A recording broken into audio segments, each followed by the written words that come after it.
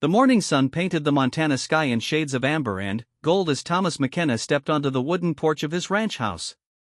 At 73, his weathered hands gripped the coffee mug tighter than they used to, and his once straight shoulders carried the weight of decades spent working the land. The ranch stretched out before him like a living painting, with rolling hills covered in green grass and cattle grazing peacefully in the distance. Thomas had built this life from nothing. 50 years ago, he had arrived in Montana with just a pickup truck, a few $100s, and dreams bigger than the endless sky above. He had worked every day since then, through scorching summers and brutal winters, through good years and lean years, until he had carved out one of the most successful cattle ranches in the county. But now, as he watched the sunrise, Thomas felt something he had never allowed himself to feel before: uncertainty about the future. 3 months ago, Dr. Patterson had delivered news that changed everything. The cancer had spread faster than anyone expected. 6 months, maybe less, the doctor had said with the kind of gentle honesty that Thomas both appreciated and dreaded. The sound of a truck engine broke through his thoughts. Thomas looked up to see his foreman, Jake Rodriguez, pulling up to the house. Jake had been working on the ranch for 15 years, and Thomas trusted him more than anyone. As Jake stepped out of the truck, Thomas could see the concern written across his face. "Morning, boss," Jake said, walking up to the porch. "How are you feeling today?" Thomas managed a weak smile. "Still breathing, which is more than I can say for some folks my age." Jake nodded, but his expression remained serious. "We need to talk about the Johnson property." The Johnson property was a 500-acre piece of land that bordered Thomas's ranch to the east. Old Pete Johnson had died 2 years ago, and since then, his family had been trying to sell the land. Several developers had shown interest, talking about building subdivisions and shopping centers. The thought of concrete and strip malls replacing the open grassland made Thomas's stomach turn. "What about it?" Thomas asked, though he had a feeling he knew what Jake was going to say. "I heard from Mary at the bank this morning. The Johnson family accepted an offer from Mountain View Development. They're planning to break ground in 6 months." Thomas set his coffee mug down harder than necessary. Mountain View Development was everything he despised about the modern world. They saw land not as something sacred and alive, but as nothing more than square footage to be carved up and sold. They would tear down the old oak trees that had stood for over a century, fill in the creek that ran through the property, and turn it all into cookie-cutter houses and parking lots. "There's got to be something we can do," Thomas said. Jake shook his head. "I looked into it. The sale is final. Unless someone comes up with an offer that's significantly higher than what Mountain View is paying, there's nothing we can do." Thomas knew without asking that he didn't have that kind of money. The cancer treatments had drained most of his savings, and, while the ranch was profitable, it wasn't profitable enough to compete with a major development company. As Jake drove away to start the day's work, Thomas remained on the porch, staring out at the land he loved. He thought about all the mornings he had stood in this same spot, watching the sun rise over the mountains. He thought about his late wife, Sarah, who had loved this place as much as he did. She had died 5 years ago, and not a day went by that he didn't miss her gentle laugh and the way she would stand beside him on this porch, planning their day together. Sarah had always been the one who connected with the local Native American community. The Blackfeet Reservation was just 20 miles north of the ranch, and, over the years, Sarah had built friendships with many of the families there. She had volunteered at the reservation school, helped organize cultural events, and always insisted that Thomas hire Native workers when they needed extra hands during busy seasons. Thomas had respected his wife's commitment to the community, but he had never fully understood it until after she was gone. Only then did he begin to see how much the Native families had meant to Sarah, and how much she had meant to them. At her funeral, more than half the people who came to pay their respects were from the reservation. Around noon, as Thomas was checking on the cattle in the south pasture, he noticed a small figure walking along the creek that ran through his property. At first, he thought it might be one of the ranch hand's children, but as he got closer, he realized it was a young Native girl he had never seen before. She looked to be about 12 years old, with long black hair braided down her back and clothes that had seen better days. She was kneeling by the creek, filling an old plastic bottle with water. When she saw Thomas approaching, she looked up with eyes that held a wariness beyond her years. "Hello there," Thomas said gently, stopping a respectful distance away. "I'm Thomas McKenna. This is my ranch." The girl stood up slowly, clutching the water bottle against her chest. "I'm sorry, mister. I didn't know this was your land. I was just getting some water." "No need to apologize," Thomas said. "What's your name?" "Ayanna," she said quietly. Thomas recognized the name as Native American, probably Blackfeet. "That's a beautiful name. Are you from the reservation?" Ayanna nodded. "My grandmother sent me to get water from this creek. She says it's special water, that it has healing power." Thomas looked down at the creek, which was indeed crystal clear and cold, fed by mountain springs. Sarah had always said the same thing about the water, though Thomas had never put much stock in such beliefs. "Where's your grandmother now?" Thomas asked.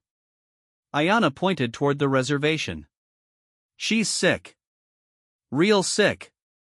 The doctors at the clinic said there's nothing more they can do for her." Thomas felt his heart tighten. He knew too well what those words meant, having heard them himself just a few months ago. "I'm sorry to hear that," he said. "What's wrong with her?"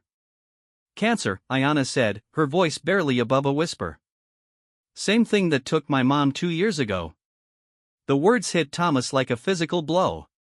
Here was this young girl, facing the same terrible disease that was eating away at him, but she was watching it destroy the person who was probably her only family left. "Who takes care of you?" Thomas asked. "My grandmother, when she's feeling good. When she's not, I take care of myself mostly. Sometimes the neighbors help out." Thomas looked at this brave little girl and saw something that reminded him of Sarah. There was a strength in Ayanna's eyes, a determination to keep going no matter what life threw at her. But there was also a loneliness that Thomas recognized all too well. "How often do you come here for water?" he asked. "Every few days. Grandmother says this creek water is different from the water at home. She says it connects her to the spirits of our ancestors." Thomas didn't understand the spiritual aspect, but he could see how much it meant to the girl. "You're welcome to come get water whenever you need to. And if you ever need anything else, you just let me know, okay?" Ayanna's eyes widened with surprise. "Really? You won't call the police or anything?" "Why would I do that? You're not hurting anyone. Besides, your grandmother is right about this water. It is special." For the first time since he had met her, Ayanna smiled. It was a small smile, but it transformed her entire face, making her look like the child she should have been allowed to be. Over the next few weeks, Thomas found himself looking forward to Ayanna's visits. She would usually come in the late afternoon, when the light was starting to fade and the cattle were settling down for the evening. At first, she would just fill her bottle and leave with a quiet thank you, but gradually, she began to stay longer. Thomas learned that Ayanna was indeed 12 years old, that she loved school but had been missing a lot of days to take care of her grandmother, and that she had dreams of becoming a teacher someday. Her grandmother, whose name was Blue Bird, had been a respected member of the Blackfeet community for decades, known for her knowledge of traditional healing and her ability to guide young people through difficult times. "She taught me about the plants," Ayanna told Thomas one afternoon as they sat by the creek. "Which ones can heal and which ones can hurt. She says every living thing has a spirit, and if you know how to listen, they'll tell you their secrets." Thomas found himself genuinely interested in what the girl had to say. He had spent his entire life working with the land, but he had always thought of it in practical terms: how much grass it could grow, how many cattle it could support, how much money it could make. He had never considered the idea that the land might have its own wisdom to share. "My wife used to say something similar," Thomas told Ayanna. "She said the land was alive, that it had its own personality. I never really understood what she meant until now." "Your wife sounds like she was wise," Ayanna said. "She was. She would have liked you very much." As the days passed, Thomas began to notice changes in himself. The conversations with Ayanna gave him something to look forward to, a reason to walk down to the creek even on days when his body felt heavy and tired. Her presence seemed to bring life back to parts of the ranch that had felt empty since Sarah's death. But Thomas also noticed that Ayanna was looking thinner each time she visited. Her clothes were becoming more worn, and there were dark circles under her eyes that spoke of sleepless nights and too much responsibility for someone so young. One evening, as Ayanna was getting ready to leave with her bottle of creek water, Thomas made a decision. "Ayanna, wait," he called out. "I want you to take something with you." He walked to his truck and pulled out a paper bag filled with groceries that Jake had picked up for him in town that morning. There were canned goods, bread, fruit, and other staples that he knew the girl and her grandmother could use. "I can't take this," Ayanna said, backing away from the bag. "We don't take charity." "It's not charity," Thomas said firmly. "It's payment." "Payment for what?" Thomas thought for a moment. "For teaching me about the land. For helping me see things differently. That's worth something, isn't it?" Ayanna looked uncertain, but Thomas could see the hunger in her eyes, the need that she was trying so hard to hide.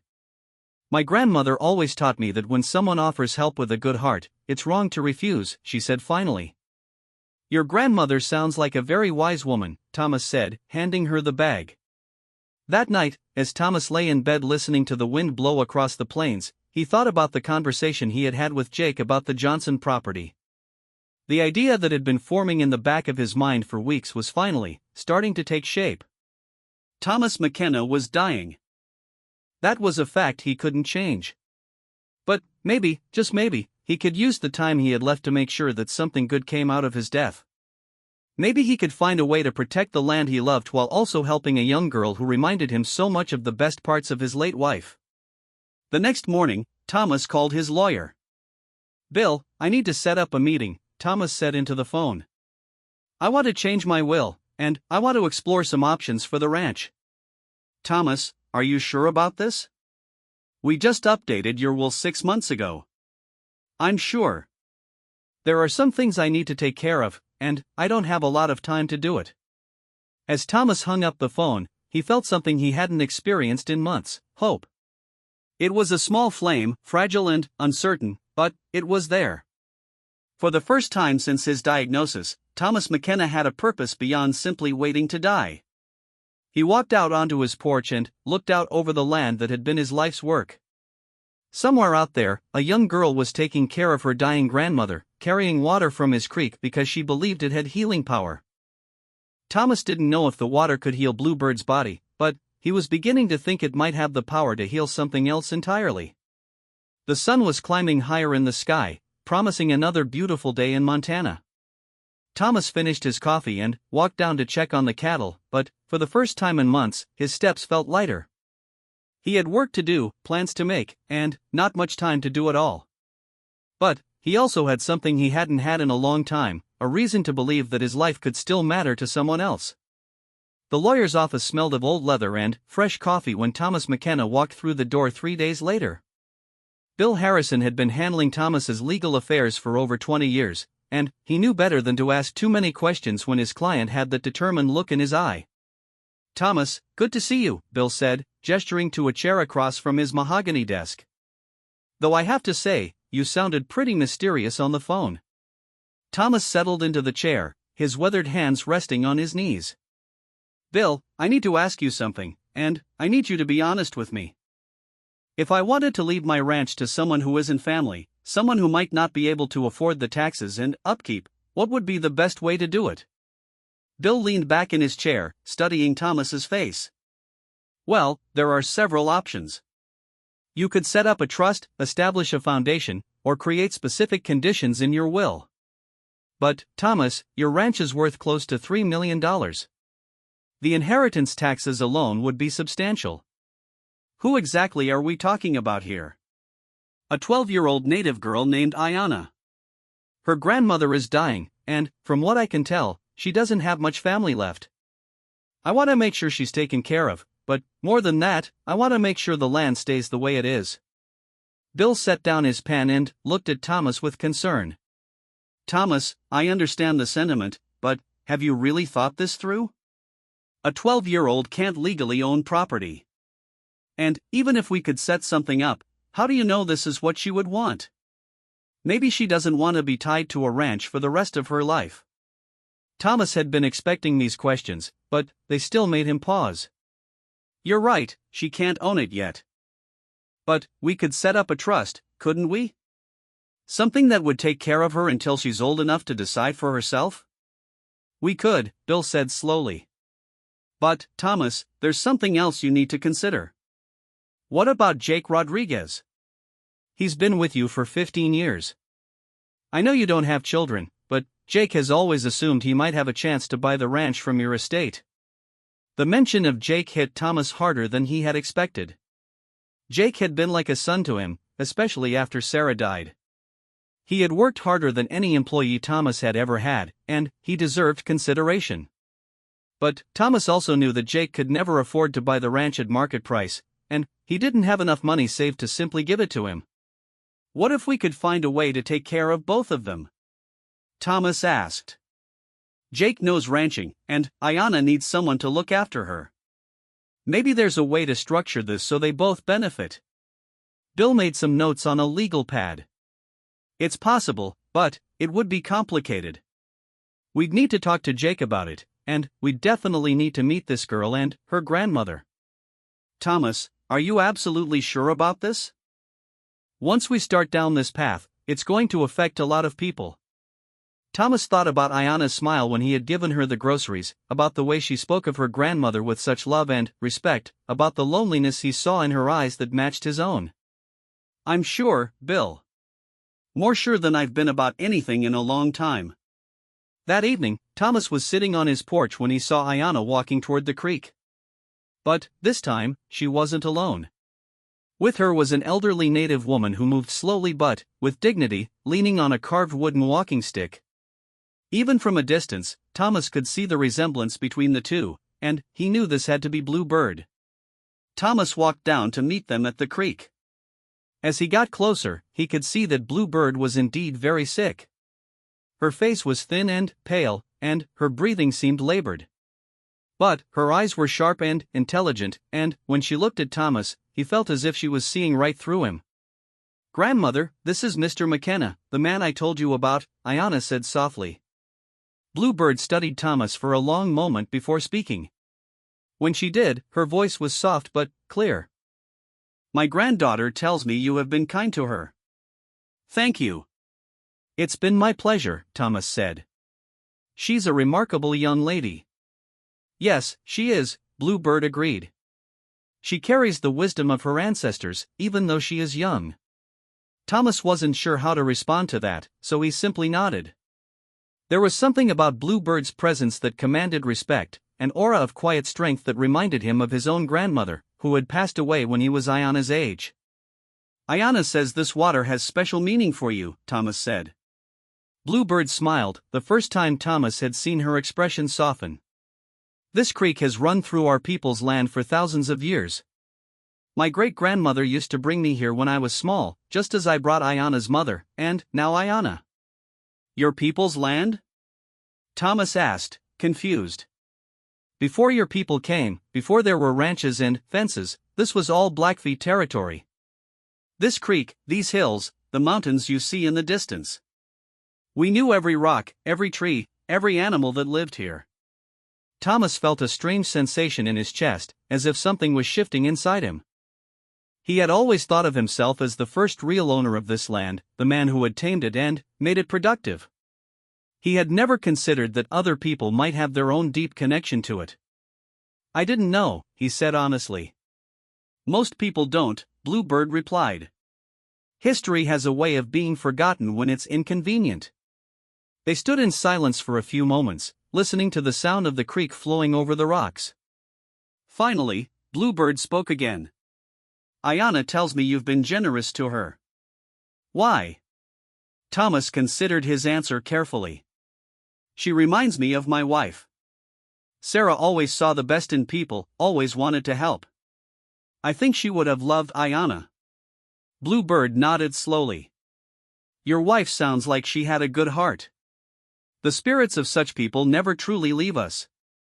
Do you really believe that? Thomas asked. That people's spirits stay around after they die? I believe that love never dies, Bluebird said. It changes form, but it continues. Your wife's love for you, your love for this land, my love for my granddaughter, these things are eternal. Thomas felt tears stinging his eyes. He hadn't cried since Sarah's funeral, but something about Bluebird's words broke through the wall he had built around his grief. I'm dying, he said suddenly, surprised at his own honesty. Cancer. The doctors say I have a few months, maybe less. Bluebird turned to look at him directly, and Thomas saw understanding in her eyes. I know, she said simply. I can see it in your aura, the same shadow that surrounds me. Ayanna looked back and forth between them, her eyes wide with shock. Grandmother, what are you talking about? Bluebird reached out and took her granddaughter's hand. Child, Mr. McKenna and I are both fighting the same battle. Sometimes the body gets tired and needs to rest. Ayanna's face crumpled, and she began to cry. No, not you too. You can't leave me too. Bluebird pulled the girl into her arms, stroking her hair gently. Oh, my little bird, I'm not going anywhere. Not really. Even when my body stops working, my love for you will continue. You carry my spirit with you always. Thomas watched this tender scene and felt his heart breaking for Ayanna. In a few months, this brave, intelligent girl would be completely alone in the world, just as he would soon leave Jake and the ranch hands without the man they had depended on for so long. Bluebird, Thomas said quietly, there's something I'd like to discuss with you. Both of you. Bluebird looked up at him, still holding Ayanna close. What is it? I have no children, no close family. When I die, I'll be leaving behind this ranch and everything on it. I've been thinking about what should happen to it all. That's very personal business, Bluebird said. Why would you share it with us? Thomas took a deep breath. Because I want to leave it to Ayanna. The silence that followed was broken only by the sound of the creek and the wind in the trees. Ayanna stared at Thomas with her mouth open, and Bluebird's eyes narrowed as if she was trying to read his intentions. That's impossible, Bluebird said finally. We're not your family. We barely know you. Sometimes family isn't about blood, Thomas said. Sometimes it's about finding the people who need what you have to give. Mr. McKenna, I don't understand, Ayanna said, her voice shaky. Why would you want to give me your ranch?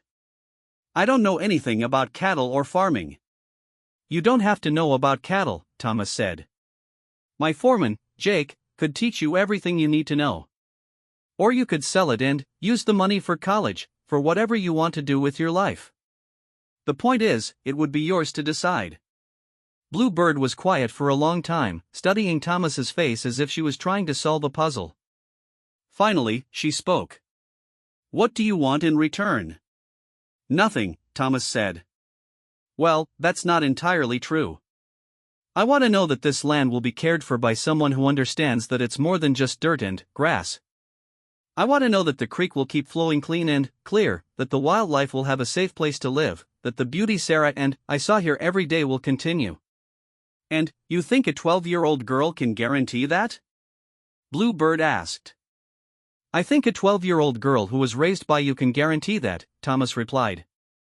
Bluebird smiled then, a real smile that transformed her tired face. You're either very wise or very foolish, Thomas McKenna. Maybe both, Thomas admitted. But, I've made up my mind. If you're willing, I'd like to set up a trust that would take care of Ayanna and eventually transfer ownership of the ranch to her when she turns 18. I need to think about this, Bluebird said. This is not a decision to be made quickly.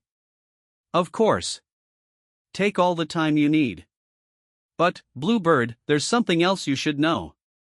The Johnson property next to mine is about to be sold to developers. They're planning to build houses and shopping centers. If we don't do something, this whole area could change dramatically in the next few years. Bluebird's expression darkened. Pete Johnson's land? That includes the sacred grove where my grandmother is buried. Sacred grove? Thomas asked. There's a circle of old oak trees on the Johnson property, near the eastern border. My people have been burying our dead there for generations.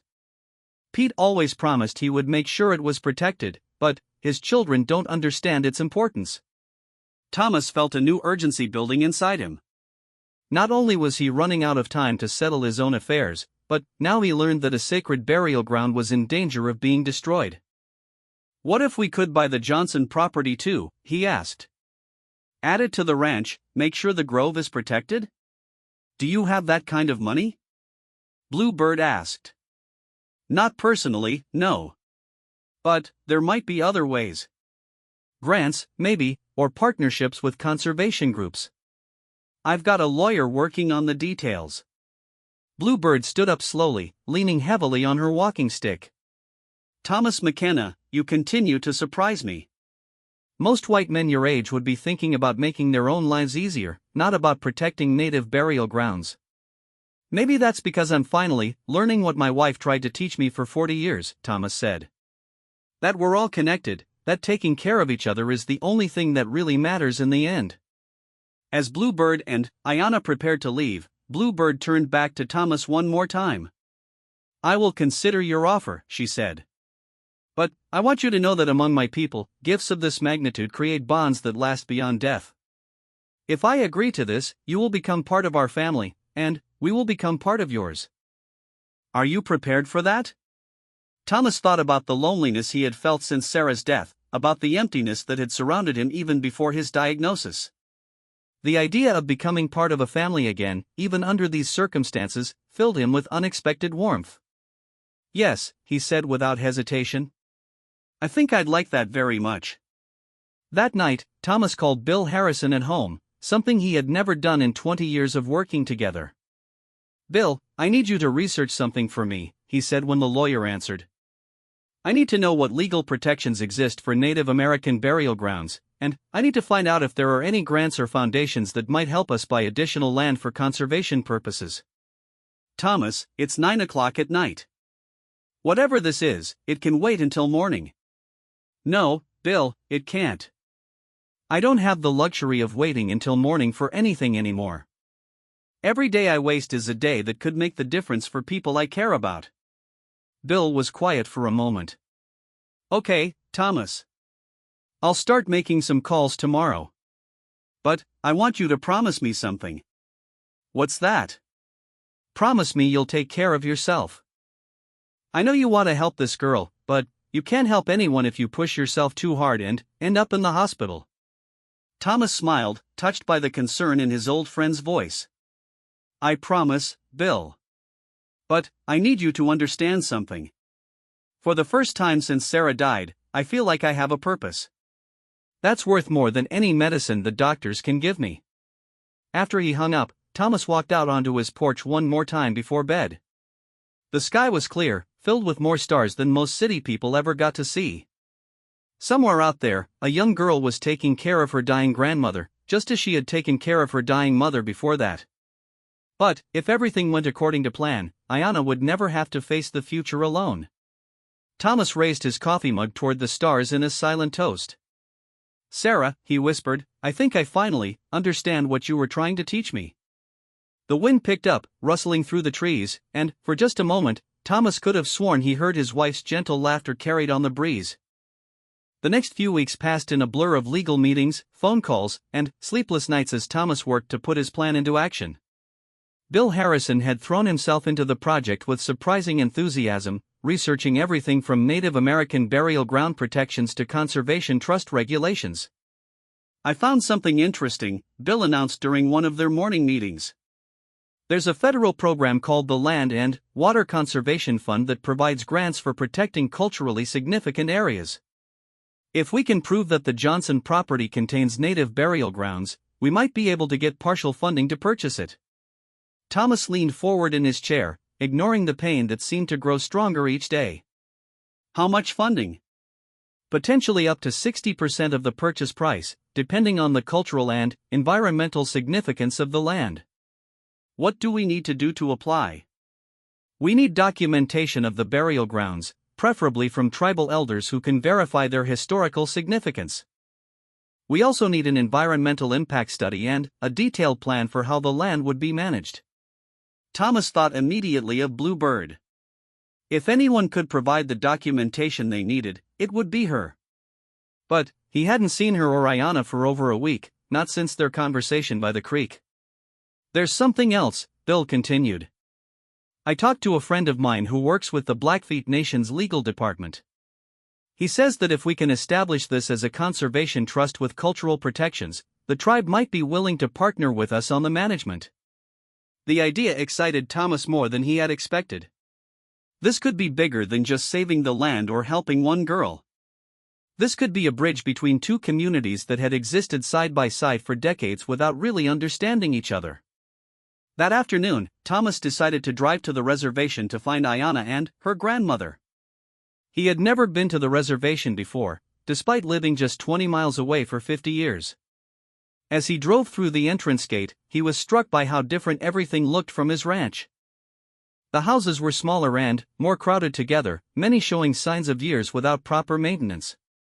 There were children playing in yards that had more dirt than grass, and older cars parked in front of homes that clearly needed work. But there was also something else Thomas noticed, a sense of community that seemed stronger than anything he had experienced in the white ranching community. People waved to each other from their porches, children ran freely between houses as if the whole neighborhood was their backyard, and groups of adults gathered in the shade of trees, talking and laughing together. Despite the obvious economic hardships, there was a warmth here that Thomas envied. Finding Bluebird's house proved easier than he had expected. When he stopped to ask for directions, the first person he talked to not only knew exactly where she lived but insisted on walking him there personally. "You're the rancher who's been helping little Ayanna," said the woman who had offered to guide him. Her name was Margaret, and she explained that she was Bluebird's neighbor. "Everyone's been talking about how kind you've been to that child." "She's been kind to me too," Thomas replied honestly. "Bluebird's been having a hard time this week," Margaret continued as they walked. "The pain's been getting worse, and she's been worried about what's going to happen to Ayanna." Thomas felt his heart sink. He had been so focused on the legal and financial aspects of his plan that he hadn't considered how quickly Bluebird's condition might deteriorate.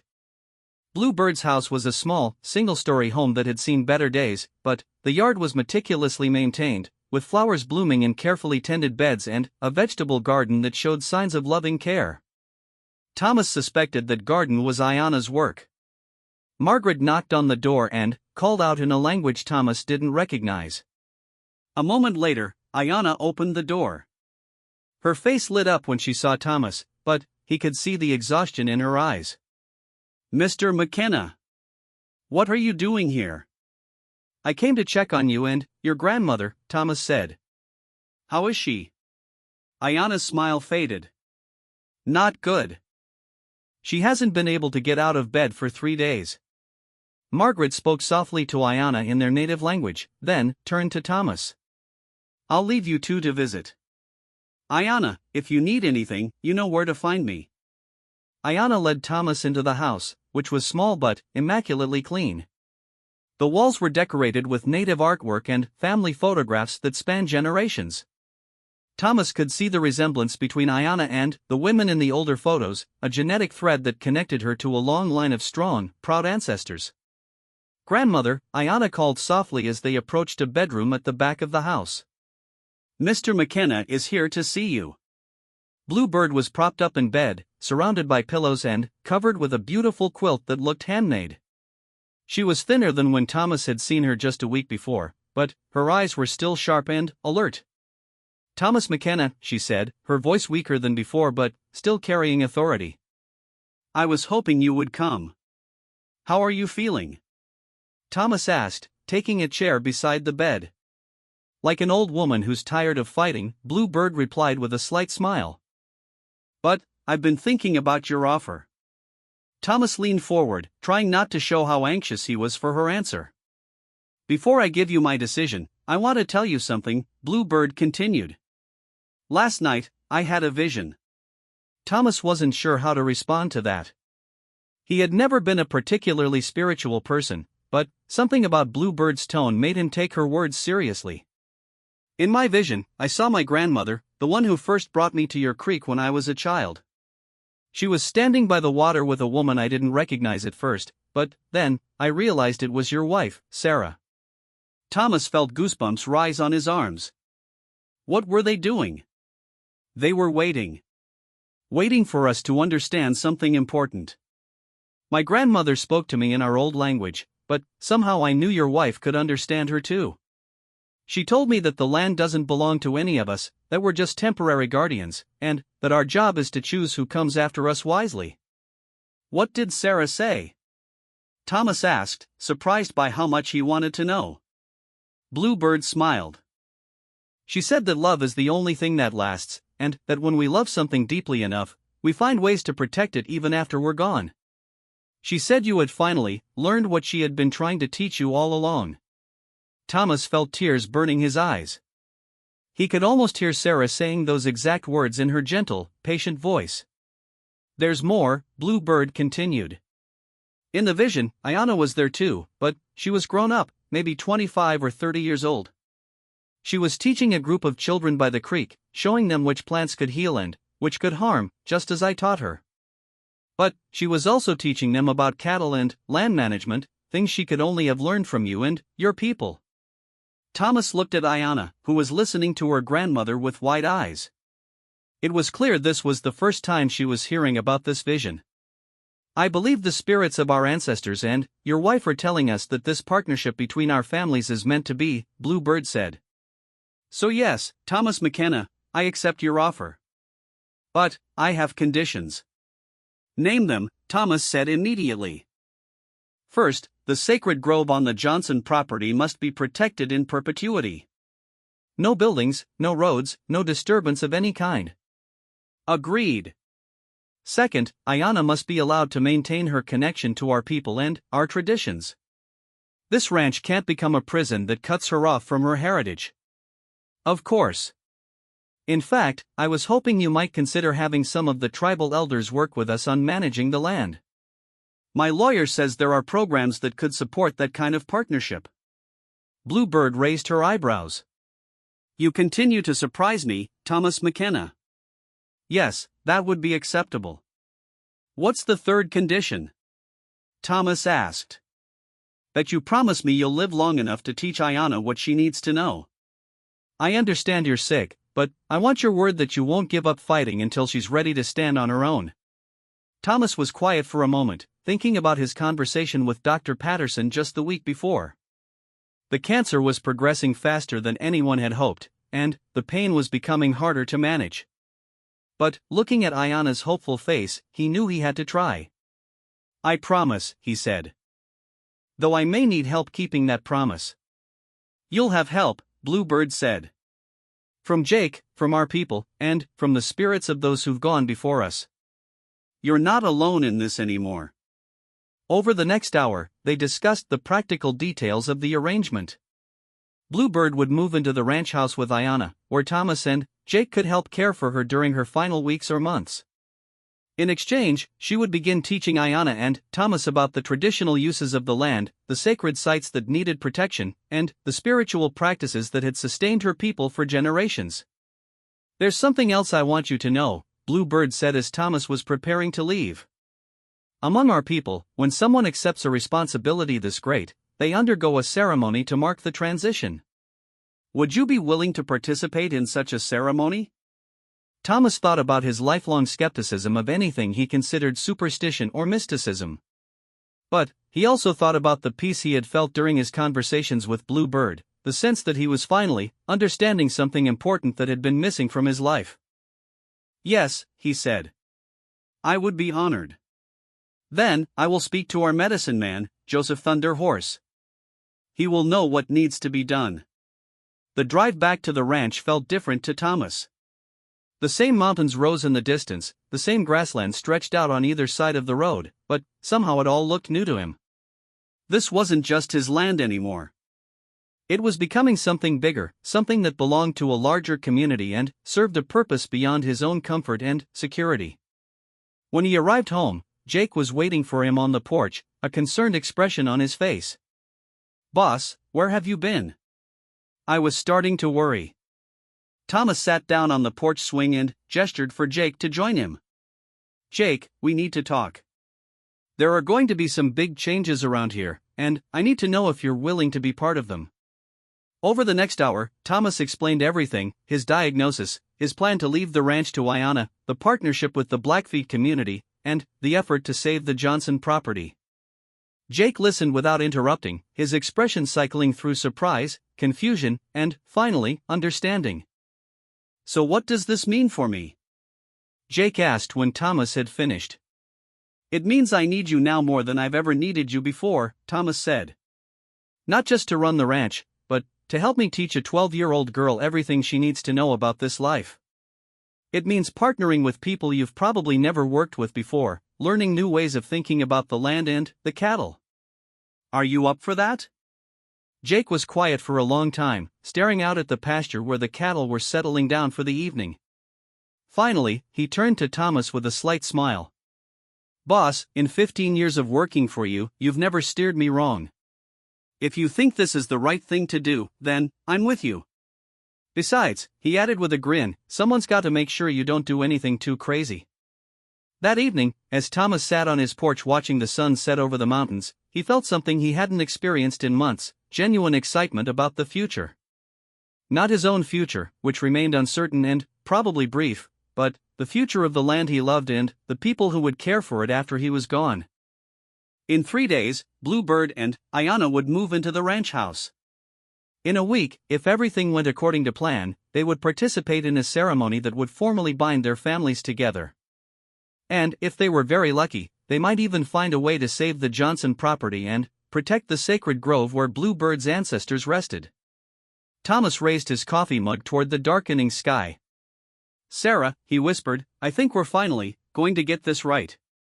As if in response, a gentle breeze stirred the trees around the house, carrying with it the scent of prairie grass and wildflowers, and the promise of change. The morning of the ceremony dawned crisp and clear, with the kind of bright autumn sky that made the Montana landscape look like a painting. Thomas stood on his porch, dressed in his best shirt and jeans, watching as members of the Blackfeet community arrived at his ranch in a steady stream of pickup trucks and old cars. Bluebird had been living in the ranch house for 2 weeks now, occupying Sarah's old sewing room, which had been converted into a comfortable bedroom. Despite her illness, she had thrown herself into preparing for this day with an energy that amazed everyone around her. She had spent hours on the phone with tribal elders, consulting about the proper ceremonies and protocols for what she called the joining of two families. Ayanna had adapted to life on the ranch with remarkable ease. She had moved into the guest room upstairs, and Thomas was constantly surprised by her curiosity about everything from cattle breeding to ranch bookkeeping. Jake had taken her under his wing, teaching her to ride horses and showing her how to read the subtle signs that indicated when an animal was sick or pregnant. "She's got good instincts," Jake had told Thomas just the day before. "Natural feel for animals. Give her a few years, and she'll know this ranch better than either of us." Now, as Thomas watched the tribal members setting up chairs and preparing for the ceremony, he felt a mixture of nervousness and anticipation. Joseph Thunderhorse, the medicine man Bluebird had spoken of, was a tall, dignified man in his 70s with silver hair braided down his back and eyes that seemed to see everything. He had arrived at dawn to prepare the ceremonial space by the creek, burning sage and offering prayers in the Blackfeet language. "You ready for this?" Jake asked, walking up to join Thomas on the porch. "I'm not sure anyone can be ready for something like this," Thomas admitted. "But I want to do it right. This means too much to Bluebird and Ayanna for me to mess it up." Bill Harrison arrived just as the ceremony was about to begin, carrying a briefcase full of legal documents that would formalize everything they were celebrating today. The conservation grant application had been submitted, the trust fund was established, and all the paperwork was in place to transfer ownership of the ranch to Ayanna when she turned 18. "The Johnson family accepted our offer yesterday," Bill told Thomas quietly as they walked toward the creek. "The tribal council came up with the additional funding we needed to match the developer's bid. As of next week, the sacred grove will be legally protected." Thomas felt a weight lift from his shoulders. Everything was falling into place, just as Bluebird had predicted it would. The ceremony itself was unlike anything Thomas had ever experienced. Joseph Thunderhorse began by calling on the spirits of the four directions, asking for their blessings on the union of the McKenna and Ayana's families. He spoke in Blackfeet for long stretches, his voice rising and falling in rhythms that seemed to echo the natural sounds of the wind and water. Blue Bird, despite her weakness, had insisted on participating actively in the ceremony. She spoke about the history of her people's connection to this land, about the generations of her family who had walked by this creek and found healing in its waters. Her voice grew stronger as she talked, as if the act of sharing these stories was giving her energy. "This man," she said, gesturing toward Thomas, "has shown us that not all boundaries are meant to divide. Sometimes they exist only so we can choose to cross them. Today, we cross the boundary between stranger and family, between his people and our people, between past and future." When it came time for Thomas to speak, he found himself at a loss for words. He had prepared a speech, but, standing there surrounded by people who had welcomed him into their community with such generosity, the prepared words seemed inadequate. "I'm not good with speeches," he began, his voice shaky. "But I want you all to know that this is not charity. And it's not guilt, and it's not some kind of noble gesture. This is selfishness, pure and simple. You see, I've been alone for a long time, and I was facing the prospect of dying alone. Bluebird and Ayana have given me something I thought I'd lost forever, a family." He paused, looking out at the faces watching him. Some he recognized from previous visits, others were strangers, but all of them were listening with attention and respect. "My wife Sarah always said that the land doesn't belong to us, we belong to the land. I never really understood what she meant until I met Bluebird. She taught me that being a guardian of the land means thinking beyond your own lifetime, beyond your own comfort, beyond your own people. It means taking care of what you've been given so that future generations can take care of what comes after." Thomas gestured toward Ayana, who was standing beside her grandmother, wearing a beautiful beaded dress that had belonged to her mother. "This young woman represents the future, not just of this ranch, but of the partnership between our communities. She carries the wisdom of her ancestors and the skills she'll learn from ours. She is the bridge between past and future." Joseph Thunder Horse then called Thomas forward to receive what he called the blessing of guardianship. Thomas knelt beside the creek while the medicine man placed his hands on Thomas's shoulders and spoke a long prayer in Blackfeet. Although Thomas couldn't understand the words, he felt their power, as if something fundamental was changing inside him. "You are no longer only Thomas McKenna, rancher," Joseph said in English. "You are also Thomas McKenna, brother to the Blackfeet, guardian of the sacred waters, keeper of the ancient agreements between people and land." The final part of the ceremony involved everyone present taking a drink from the creek water, symbolizing their connection to each other and to the land. As Thomas cupped the cold, clear water in his hands and drank, he thought about all the times Ayana had come here to collect water for her grandmother, believing in its healing power. The water didn't cure his cancer, but it did heal something else, the loneliness and purposelessness that had been eating at him since Sarah's death. For the first time in years, Thomas felt truly alive. The celebration continued long into the evening, with traditional foods, storytelling, and music that filled the ranch with sounds Thomas had never heard before. Children ran around the yard, playing games that seemed to involve elements of both native traditions and typical ranch kid activities. Adults gathered in small groups, some speaking in Blackfeet, others in English, many mixing both languages as they got to know each other. Jake surprised everyone by pulling out a guitar and playing country songs that somehow harmonized perfectly with the traditional drumming that had been going on all day. Watching his stern, practical foreman laughing and singing with tribal elders, Thomas realized that this partnership was going to work better than he had ever dared hope. As the sun began to set, Bluebird asked Thomas to walk with her down to the creek one more time. She was using a wheelchair now, the cancer having robbed her of much of her remaining strength, but she insisted on being pushed right to the water's edge. "I need to tell you something," she said, her voice barely above a whisper. "The doctors say I have maybe 2 weeks left, 3 at the most." Thomas felt his heart clench. He had known this day was coming, but hearing it said out loud made it real in a way that was almost unbearable. "I'm glad you told me," he said. "Is there anything special you want to do in the time you have left?" Bluebird smiled, looking out over the water toward the mountains. "I want to see Ayana settled and happy. I want to know that she understands her responsibilities as guardian of this land. And I want to complete her education in our traditional ways before I go. What can I do to help? Spend time with her. Not just teaching her about ranching, but really getting to know her. She's going to need someone who understands what it means to love this land the way we do. She's going to need a grandfather figure who can guide her through the difficult decisions that will come. Thomas looked around at the celebration still going on in his yard, at the children playing and the adults sharing stories and food. Bluebird, you've given me more than I gave you. You've given me a family, a community, a purpose for whatever time I have left. That's the way gifts are supposed to work, Bluebird replied. When you give from the heart, you receive more than you gave. Over the next 2 weeks, Thomas watched Bluebird use her remaining energy to pour everything she knew into Ayanna. Every morning, despite the pain that was clearly getting worse, she would sit with her granddaughter by the creek, teaching her about medicinal plants, tribal history, and the spiritual practices that connected their people to the land. Thomas found himself included in many of these sessions, learning alongside Ayanna about concepts that challenged everything he thought he knew about nature and spirituality.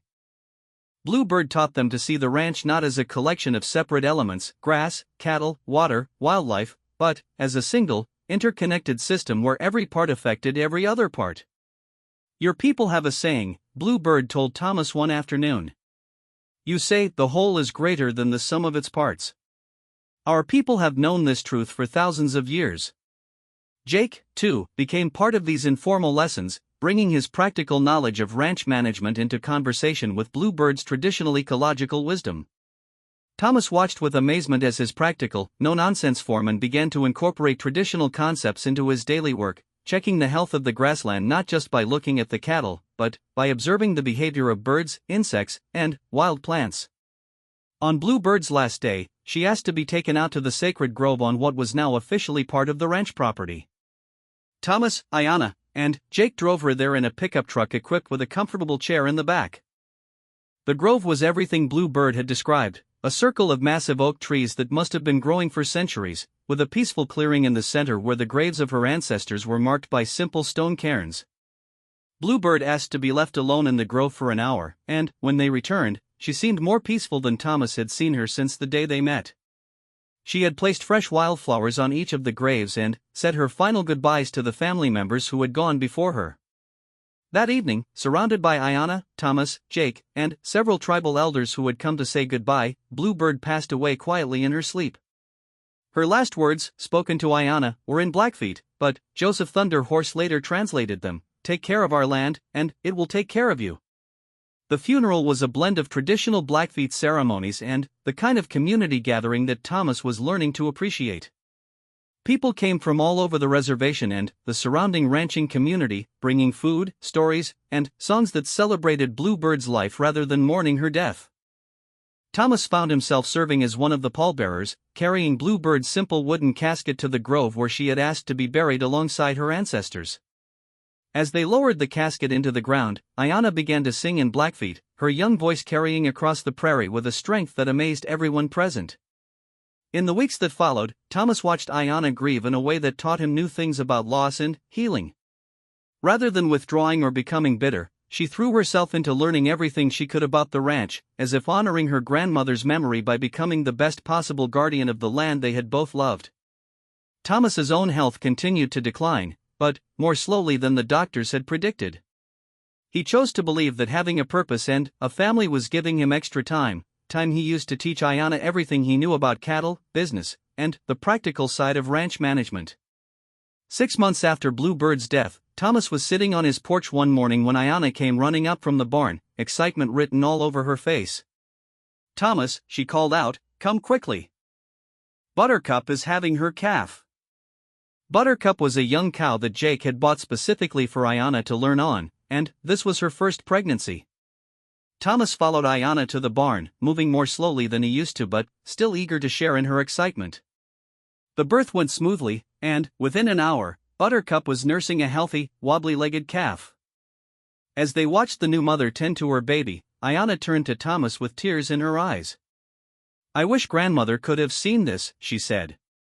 Thomas put his arm around the girl who had become like a granddaughter to him. "Who says she didn't see it?" Blue Bird taught you that the spirits of our loved ones never really leave us, remember? Ayana leaned against Thomas, and they stood there in comfortable silence, watching new life take its first tentative steps in the world. That evening, as Thomas was getting ready for bed, his phone rang. It was Dr. Patterson calling with the results of his latest tests. "Thomas, I have some surprising news," the doctor said. "Your most recent scans show that the cancer has stopped growing. I can't say it's gone, but it's definitely stabilized." Thomas sat down heavily in his chair, not sure how to process this information. "What does that mean, exactly?" "It means you probably have more time than we originally thought. Maybe a lot more time. Sometimes the body surprises us."